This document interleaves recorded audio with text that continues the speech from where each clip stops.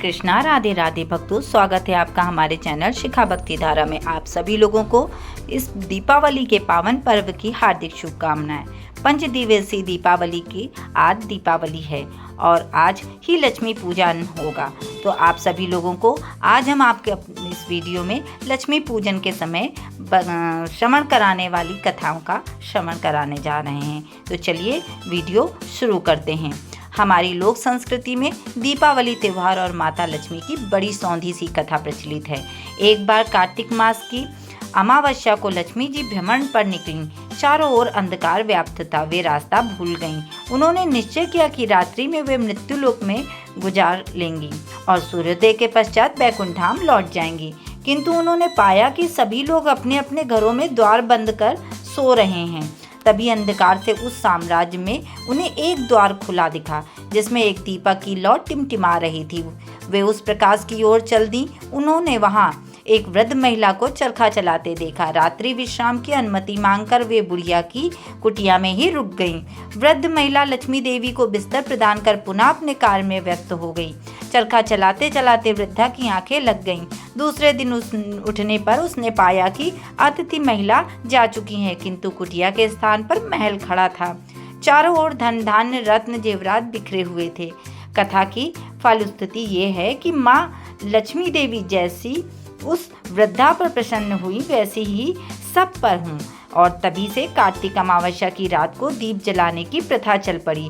लोग द्वार खोलकर लक्ष्मी देवी के आगमन की प्रतीक्षा करने लगे। इस प्रकार से कथा पूर्ण हुई। एक नगर में एक साहूकार रहता था। उसकी एक लड़की थी। उसने देखा कि लक्ष्मी जी पीपल से निकला करती हैं। एक दिन लक्ष्मी जी उस साहूकार की लड़की से बोली कि मैं तुझ पर बहुत प्रसन्न हूँ, इसलिए तू मेरी सहेली बन सकती है। लड़की बोली, क्षमा कीजिए, मैं अपने माता पिता से पूछकर बताऊंगी। इसके बाद वो आज्ञा पाकर श्री लक्ष्मी जी की सहेली बन गई। महालक्ष्मी जी उससे बहुत प्रेम करती थीं। एक दिन लक्ष्मी जी ने उस लड़की को भोजन का निमंत्रण दिया। जब लड़की भोजन करने के लिए आई तो लक्ष्मी जी ने उसे सोना चांदी के बर्तन में खाना खिलाया, सोने की चौकी पर बैठाया और उसे बहुमूल्य वस्त्र ओढ़ने को दिए। इसके बाद लक्ष्मी जी ने कहा कि मैं भी कल तुम्हारे यहाँ आऊँगी।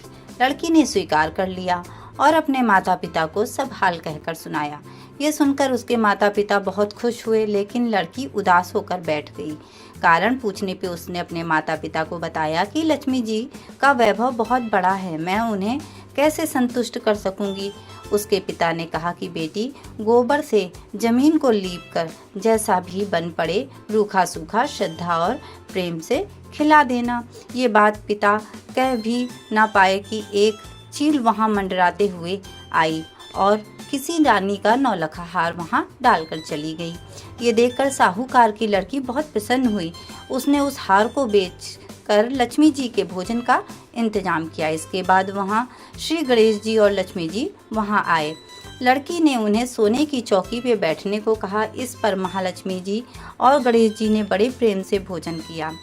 लक्ष्मी जी और गणेश जी के आने से साहूकार का घर सुख शांति संपत्ति से भर गया। हे लक्ष्मी माता, जिस प्रकार उस लड़की पर अपनी कृपा बरसाई, उसी प्रकार सभी घरों में सुख संपत्ति देना। इसके अलावा एक पौराणिक कथा और है। एक पौराणिक कथा के अनुसार कार्तिक अमावस्या के दिन भगवान श्री राम वनवास काटकर और रावण का वध करके अयोध्या लौटे थे।